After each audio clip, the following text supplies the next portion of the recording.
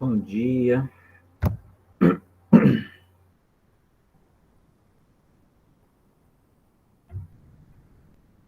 Mais uma semana. Estamos próximo ao final. Depois dessa aula, nós temos mais duas. E então a gente encerra o nosso primeiro ano. A gente acaba no módulo 3, Filosofia. E nos encontraremos no segundo ano.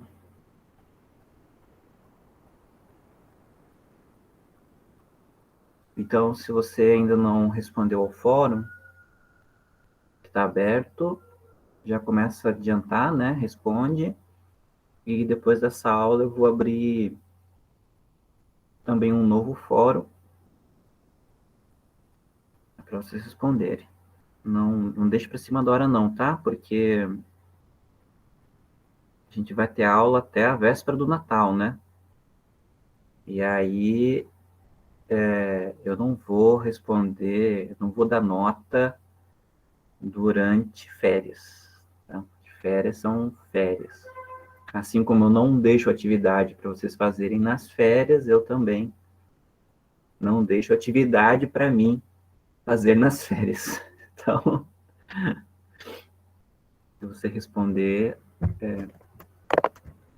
até as férias, você vai ter a nota. Tá?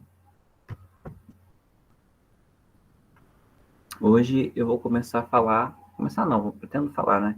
Tudo dos primeiros filósofos gregos. Na última aula nós falamos das características da filosofia grega, as características da primeira filosofia grega, né? Porque a gente vai ter uma filosofia antes de um filósofo chamado Sócrates, que é a filosofia desses filósofos que nós vamos ver um pouquinho hoje, chamados de filósofos pré-socráticos. Eles são chamados de pré-socráticos porque eles vieram antes do Sócrates. E a gente vai ter depois uma outra filosofia, ou uma filosofia com diferentes características, diferentes temas, a partir do Sócrates. E aí, então, vão ser os filósofos pós-socráticos.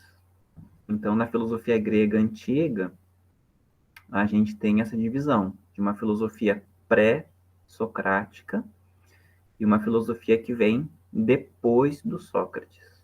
O Sócrates é o famoso cara que disse só sei que nada sei. Ele é o divisor de águas na filosofia grega. E, consequentemente, na filosofia ocidental como um todo, né? A gente vai ver o Sócrates um pouquinho mais para frente. Então, esses primeiros filósofos, eles são chamados pré-socráticos e a principal característica da filosofia deles é investigar a natureza. Esse é o principal tema dos filósofos. Se eles existissem hoje, se eles começassem a pensar hoje, a gente não chamaria eles de filósofos, a gente chamaria eles de cientistas, de físicos, químicos, matemáticos, porque, de fato, o pensamento deles não tem nada a ver com o que a gente chama de filosofia hoje em dia. O pensamento deles está mais próximo à ciência do que à filosofia. Mas até 1600 depois de Cristo, todos os pensadores eram chamados de filósofos, não existiam outras formas de pensar, a não ser a teologia, né? A ciência se dividia entre filosofia e teologia, basicamente. Tanto é assim que o Isaac Newton, que a gente chama de físico hoje, na época dele, ele era chamado de filósofo da natureza. Não era chamado de físico.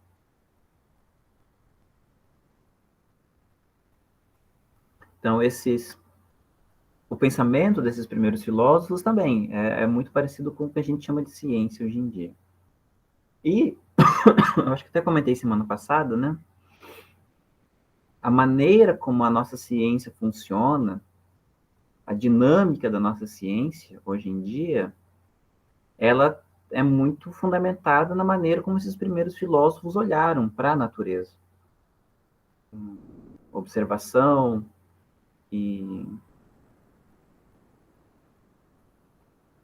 os próprios problemas que a nossa ciência tem hoje, muitos problemas, ou os principais problemas, são os problemas colocados por esses primeiros filósofos. O que é o mundo, como é que o mundo funciona, né? Da onde é que vêm as coisas, qual é a origem das coisas. Esses problemas estão na origem da filosofia grega, na origem do pensamento dos pré-socráticos. E a história da filosofia nos conta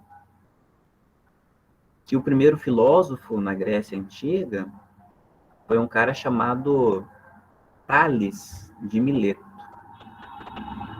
Vocês conhecem esse cara?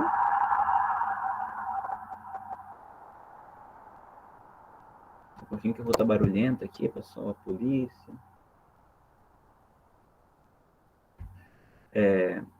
Então, o primeiro filósofo que a história nos conta, né, é um cara chamado Tales de Mileto.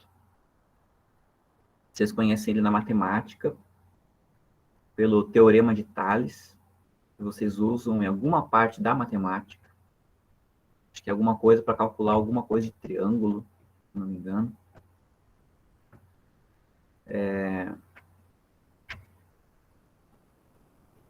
E ele viveu por volta de 650 a.C. O Tales, ele era engenheiro, comerciante, filósofo, matemático. Claro, né? Para ser engenheiro tem que ser matemático, não tem como fazer engenharia sem fazer matemática, né? Impossível.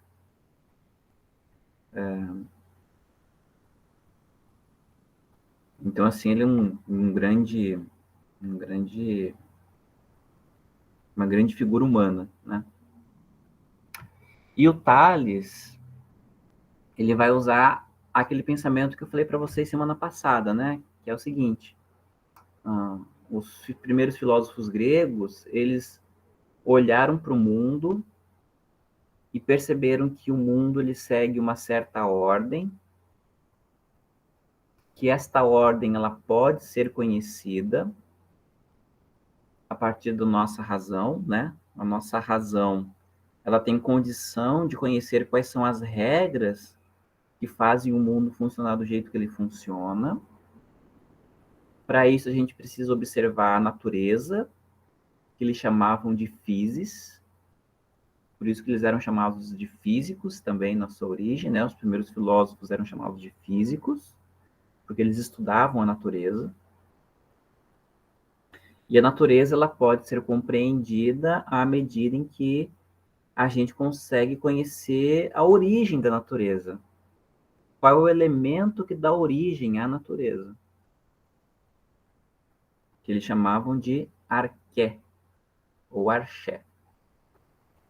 Então, a gente, conhecendo o arché, consegue conhecer o princípio que faz funcionar a natureza, a physis, e compreendendo o funcionamento da physis, a gente consegue compreender o cosmos, que é um mundo organizado.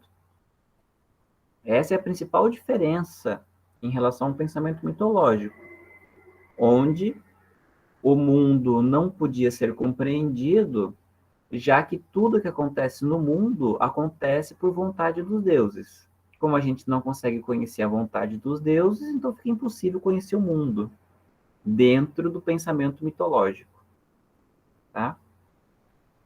A diferença dos pré-socráticos é isso. A diferença é que o mundo pode ser conhecido, ele pode ser compreendido, tá? Porque o mundo tem regras próprias. E essas regras podem ser conhecidas. Deixa eu ver aqui, o Arthur tinha desejado bom dia e falou que o sol nasceu na fazendinha. É. Aqui o céu tá lindo, tá de um azul assim, maravilhoso. Lindo demais.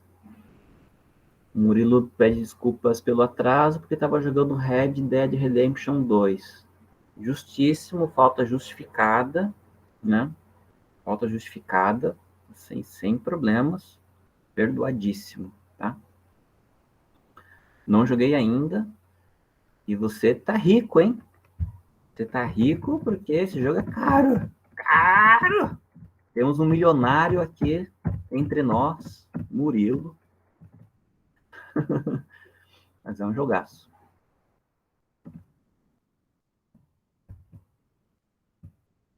O João tá jogando o primeiro, que é bom também.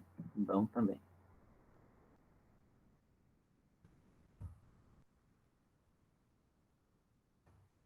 Sabe um jogo que deve estar um jogaço, mas eu não fui nem ver o preço ainda para não ter um ataque cardíaco?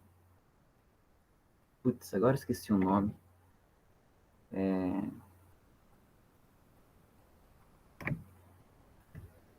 Esqueci o nome agora. Esqueci. No meio da aula eu vou lembrando. Mas deve estar uns 400 contos esse jogo. Esqueci, gente. Esqueci. Eu tô jogando agora Avengers. Pô, que jogo maneiro, né? Cara, que emoção você jogar com Homem de Ferro.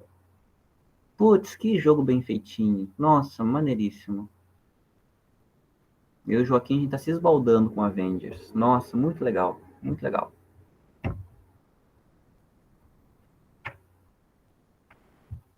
Só que muito comprido.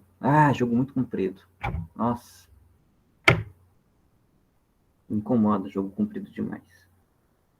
Mas que é muito maneiro. É muito maneiro. Usar o Homem-Aranha, voar com o Homem-Aranha. Homem-Aranha. Eu li o Homem-Aranha aqui do Danilo falando, aí eu confundi tudo. Caraca, voar como de ferro. Puxa, que legal. Thor também. Voar. Pô, cara, maneiro. Jogo maneiro. Rafael, mas Avengers era de 2019. Cara, mas eu não compro o jogo, não. Eu jogo o que tá no Game Pass. Eu não compro o jogo, não. A não ser quando esteja muito barato, assim, R$ 20.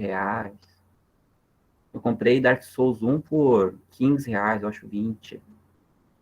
Então eu só jogo o que tá no Game Pass. Só os grátis, exatamente. Quer dizer, na verdade não é grátis, né? Porque o Game Pass é 40, R$ 50 por mês, eu acho, né? Mas é melhor pagar R$ 50 todo mês e ter acesso a 100, 200 jogos do que pagar R$ 300 em um jogo só, que quando você acaba, acabou. Então eu só jogo jogo antigo, digamos assim, né?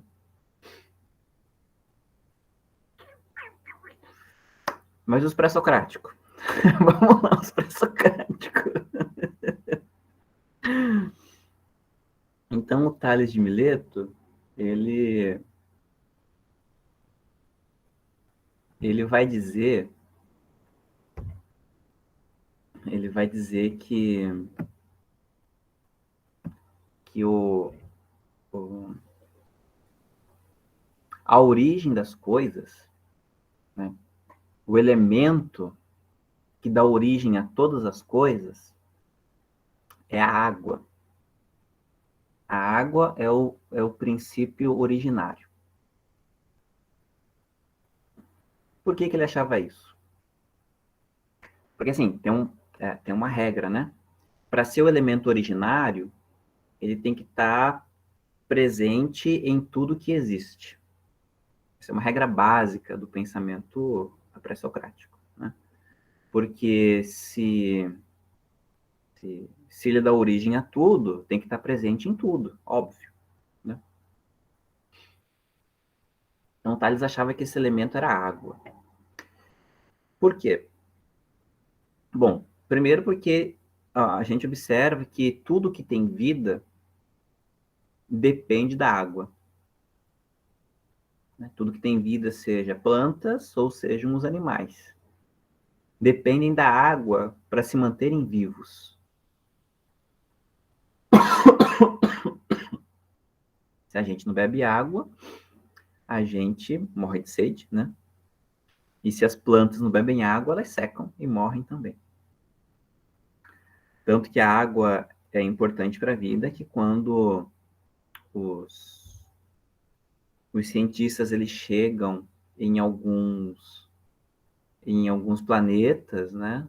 Ou as primeiras investigações científicas a respeito dos planetas sempre são procurando evidências de que exista água, e aí, existindo água, a possibilidade de vida aumenta, ou se já existiu água no planeta, o que pode mostrar que já existiu vida naquele planeta.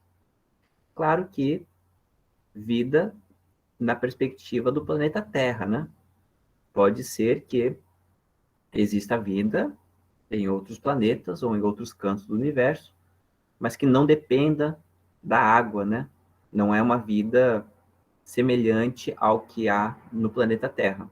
Então, quando a gente fala de vida e quando a gente procura vida em outros planetas, nós estamos procurando vida a partir daquilo que a gente conhece e entende como vida no planeta Terra, certo? Pode ser, como eu falei, pode ser que existam vidas a partir de outros elementos da natureza, em outros planetas. Então o Tales, né, ele observava que onde tem vida tem água, ou onde tem água tem vida. Para sobreviver, mas também o próprio processo de origem da vida tem a água. E aí, por exemplo, quando a gente aperta uma semente de qualquer planta, sempre sai um líquido, né? Um óleo, um úmido. Na verdade, o Tales não dizia, né, que a origem do mundo ou é a água ou é o úmido. Mas no úmido tem água também. Então, quando a gente aperta uma semente, sai um líquido, né? Sai um óleo, sai alguma coisa que lembra, assim, água. Por exemplo, o azeite. O que são os azeites e são os óleos? É o líquido que sai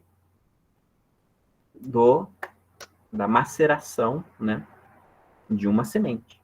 Azeite de oliva. O azeite de oliva é o que é o líquido que sai quando você amassa, esmaga o caroço da azeitona. Azeite de óleo de milho é quando você esmaga o milho. Óleo de soja é quando você esmaga o grão da soja. É isso, né? O caroço da azeitona, o grão de soja ou o grão de milho, se você joga na terra, vão dar origem às plantas, né, a oliveira, ao milho e ao pé de soja. Então, nesse processo das sementes, tem um líquido envolvido. E os animais também, né? O processo de fecundação dos animais também tem um líquido envolvido, né? Os animais machos, eles têm não sei se chama assim todos os animais, né? Vocês que são da biologia, que estudam biologia agora, sabem mais do que eu. Eu estudei biologia há 23, 25 anos atrás. Já faz um bom tempo que eu estudei biologia. Mas o processo de fecundação dos animais também tem o esperma, né? O macho tem o esperma, que dentro dele tem, então, no caso dos seres humanos, né? Tem os espermatozoides que conduzem. Então, o esperma é o veículo que conduz os espermatozoides até o sistema, né, da fêmea, o sistema onde tem os óvulos em que a fêmea, então, pode reproduzir. Então, tem um líquido envolvido, né, tanto nos animais quanto nas plantas, né? Então, o Tales, ele percebe que a água não apenas sustenta a vida, como no próprio processo de origem da vida, tem a água, tem o líquido, tem o úmido. Também, o Tales, ele diz, né, que a água é o único elemento da natureza que assume os 3 estados físicos: o sólido, o líquido e o gasoso. Então, a gente tem a água líquida, que é a água. Nós temos a água sólida, que é o gelo. E nós temos a água evaporada, que é o ar, que é o vapor.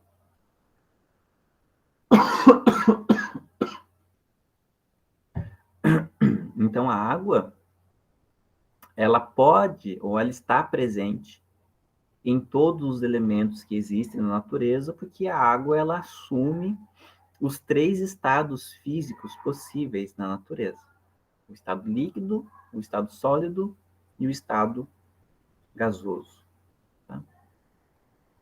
Então, assim, é um raciocínio simples, né?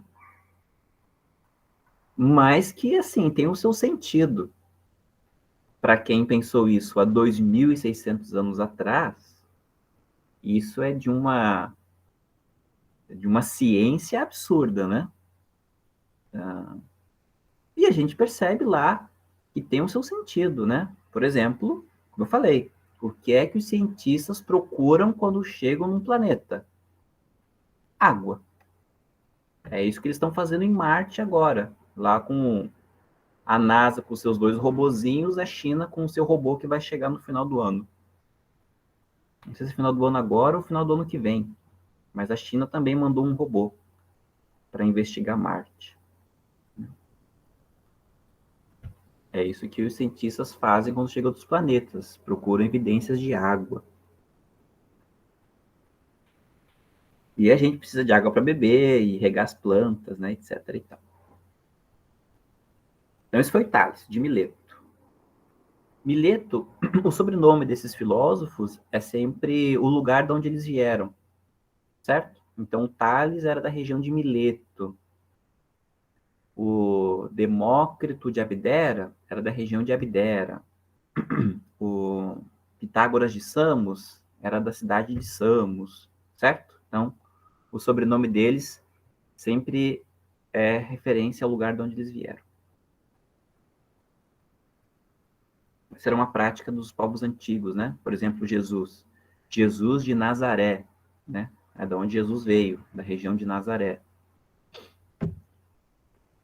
Então, esse foi o primeiro, o Demócrito. E aí, obviamente, os filósofos eles vão discordar, né? Porque é assim que a filosofia existe até hoje, a partir das discordâncias. Aí vai ter um filósofo que vai dizer que a origem é o fogo, a origem é o ar, não sei o quê. Vai ter um que se chama Empédocles.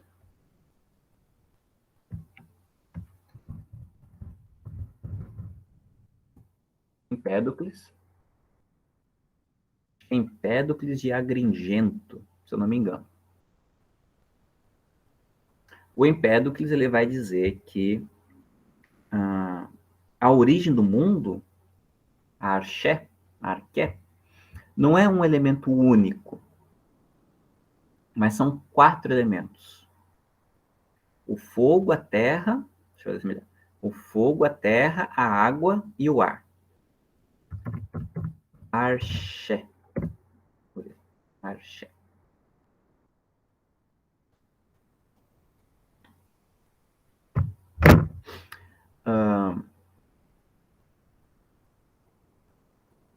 São 4 elementos: o fogo, a terra, a água e o ar. E a combinação desses 4 elementos, em diferentes proporções, elas formam coisas diferentes.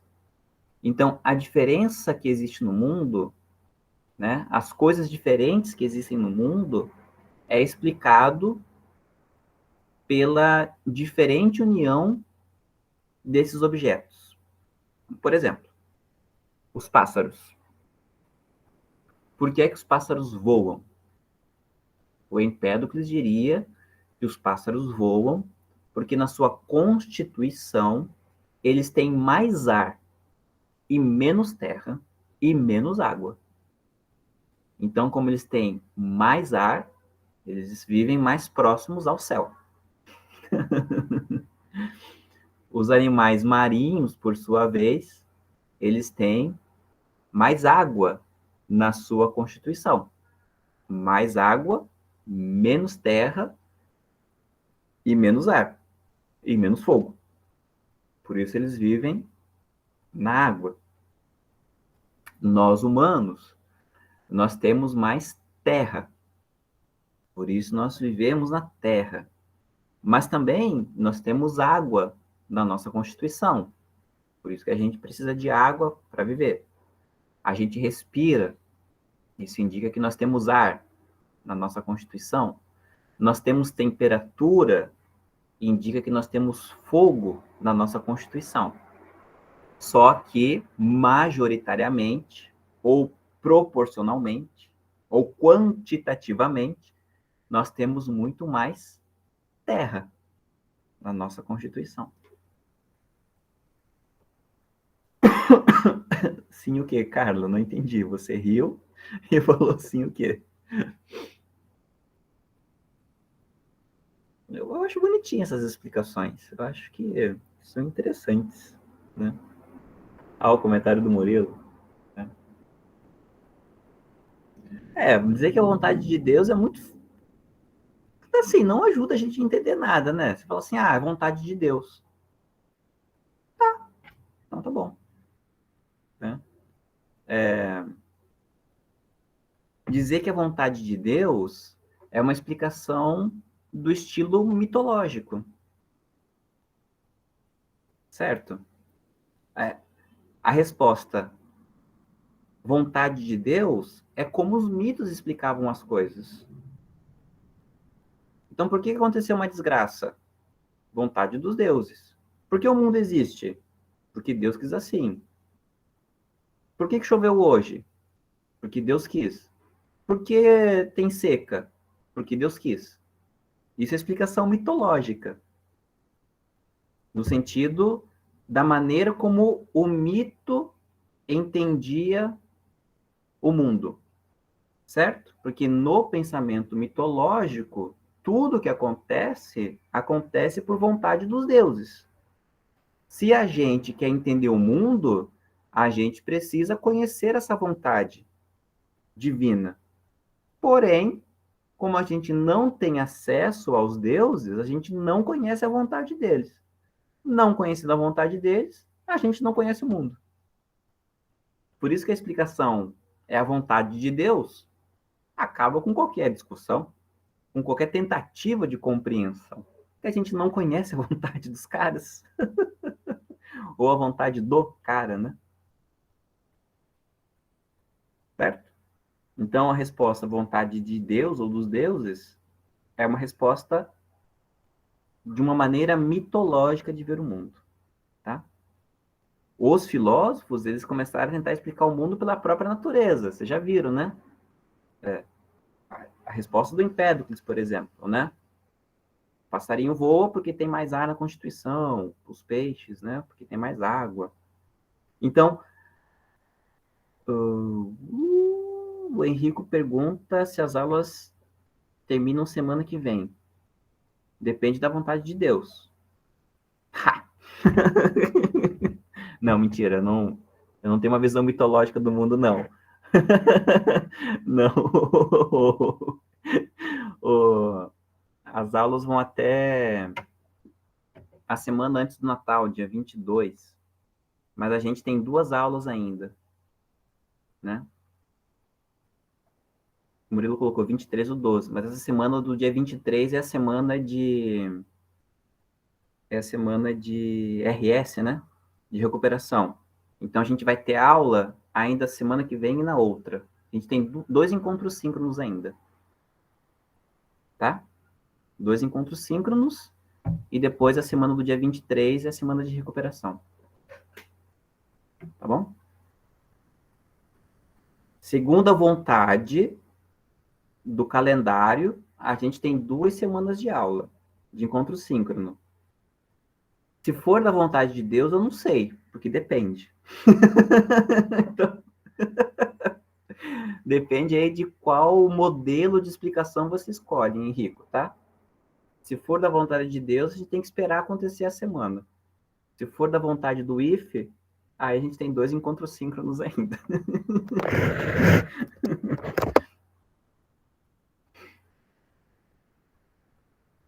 Ai, ai, gente. Ai, tem que rir, né? Tem que rir porque é só o que nos resta, né?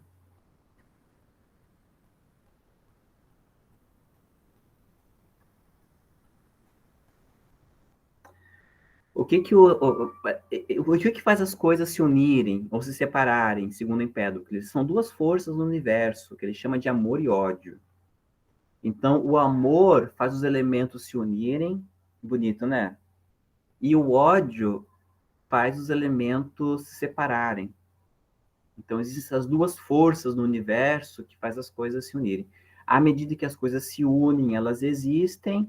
À medida em que as coisas, que o ódio separa as coisas, elas deixam de existir. Elas morrem, elas desaparecem, tá?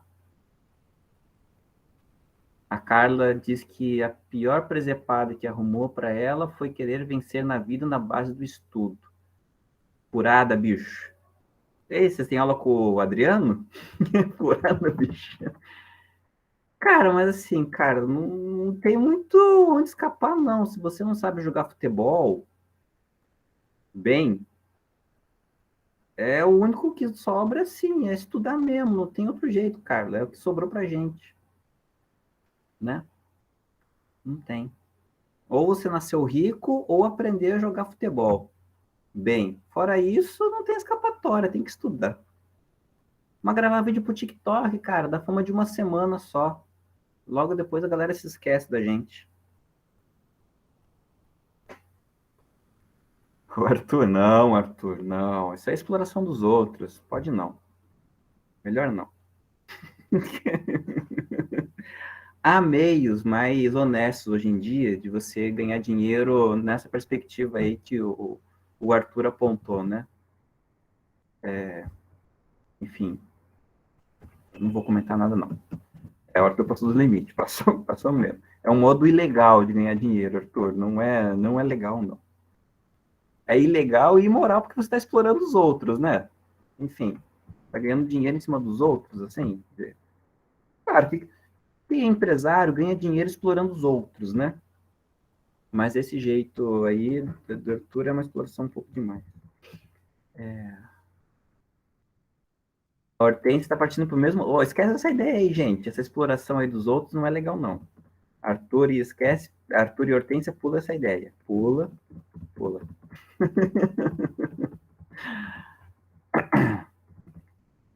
O Arthur diz que vai entrar para política. Mas então, Arthur, assim, entrar para política para ganhar dinheiro também não é legal, né? É meio injusto com a população, porque, poxa, a galera tem expectativa de que você é um político que vai fazer coisa boa, mas você tá lá para ganhar dinheiro, também não é legal. Não, Arthur, coitado do povo. O povo precisa de gente boas, não é o povo que se ferre, não. Não caiamos nessa armadilha de querer se dar bem, independente da vida dos outros. O nosso mundo tá ferrado do jeito que tá, justamente por isso. A gente quer se dar bem, independente da vida dos outros. A gente tem que mudar esse pensamento, gente. Não dá, não. A gente está na situação do mundo que está por esse tipo de pensamento, sabe? Eu que vença, os outros que lutem. Eu sei que você está zoando, Arthur. Eu sei. Mas é uma coisa assim que eu não consigo não pensar. Eu sei que você está zoando, claro.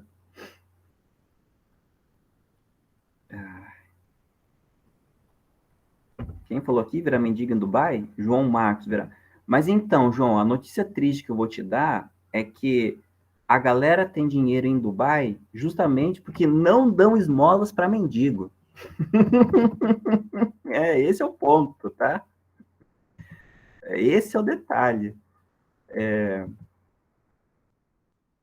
Não vale a pena ser mendigo em Dubai, porque lá a galera não dá nada. Por isso que eles são do jeito que eles são. Aliás, sendo pobre, você não consegue nem entrar em Dubai. Já começa por aí, tá? Os trabalhadores de Dubai, eles não moram em Dubai. Eles moram em cidades construídas para eles morarem. Mas os trabalhadores não moram em Dubai. Quem constrói Dubai não mora em Dubai. Em Dubai só mora quem tem grana. Muita grana. E não tem direito nenhum. Exatamente, Arthur. Não tem dinheiro nenhum. Então não dá para ser mendigo em Dubai, porque simplesmente não vão deixar nem que você fique na rua. Já começa por aí. Bom, então, acabando a aula já, só falei do Tales, né? E do Empédocles. Para terminar, eu vou falar de um outro cara que vocês conhecem também, que é um cara chamado Pitágoras. Né? O Pitágoras. Ele, vocês conhecem ele da matemática. Ih, estão me cobrando aqui. O cara está me cobrando. Porque eu ignorei o esquema de agiotagem. Quem falou de agiotagem? Ei, meu Deus. Aqui.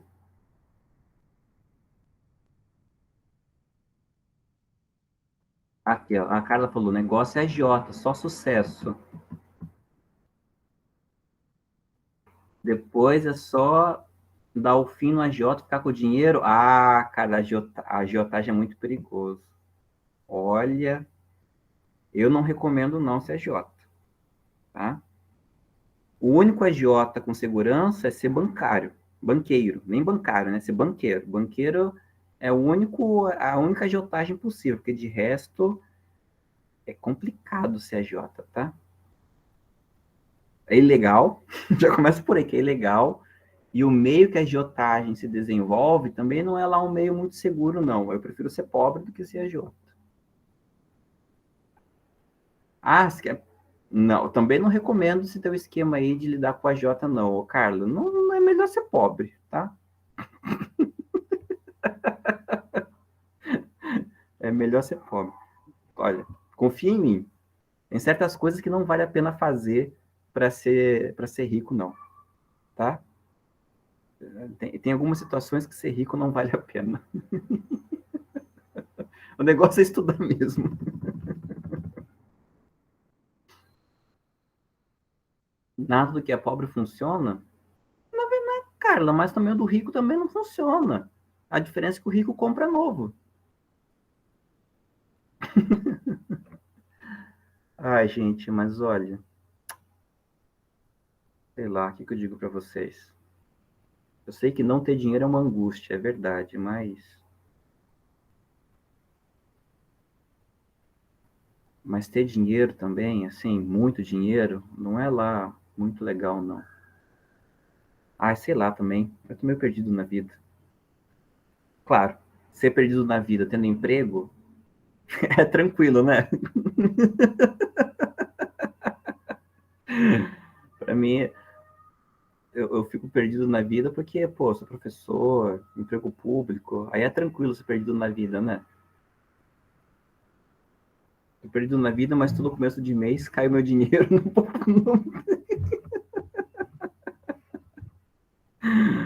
Ai, meu Deus. Ai, ai. Gente, a aula acabou, né? Porque agora acabou a aula, nem. Enfim. O João queria ser filho do Neymar, o Murilo tem raiva dos parentes por não terem ficado ricos, e eu que tenho que ser o sucesso da família. É, aí é tenso, Murilo. A Hortência diz que mês passado a prima estava muito triste, passando umas semanas na Europa. É triste ser rico, é triste, cara. É triste. Cara, mas pior que rico é triste também, tá? Porque dinheiro não é tudo. É. Queria estar triste na Disney. Ah, gente, eu tenho tanta coisa para falar sobre isso, do alto nos 38 anos, mas também é complicado, né? Eu dar reflexões de vida, como eu falo, né? Meu dinheiro cai todo mês, né? Na minha conta por enquanto. Então, é complicado.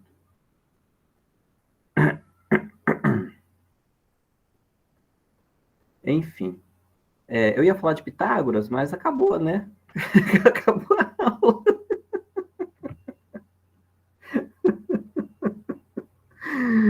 Esse vídeo eu vou deixar no YouTube, mas só para quem tem link, né? Eu não vou deixar público esse vídeo, não, porque vai pegar mal pra gente. Só quem tem um link vai ver essa aula de hoje. Ai, vocês são tudo errado. Meu Deus, o que, é que eu tô fazendo aqui? Buda vai brigar comigo. Vou sentar para meditar, Buda vai chamar minha atenção. Rafael, sai de perto dessa molecada, Rafael, vaza.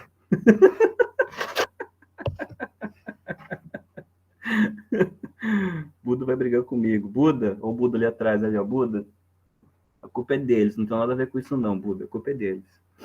Vou acender uns incensos aqui para dar uma aliviada no clima depois.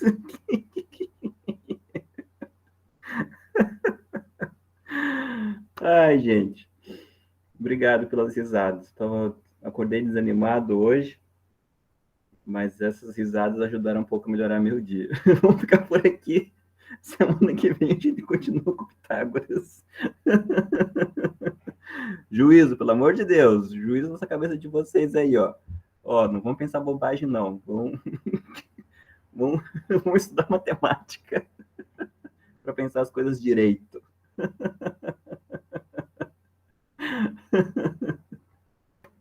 Fica bem, gente. Até semana que vem. Tchau, tchau. Ai, ai. É isso aí, Murilo.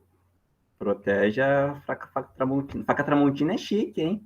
Murilo é ricaço, cara. Tem faca Tramontina em casa. Rico demais, meu Deus.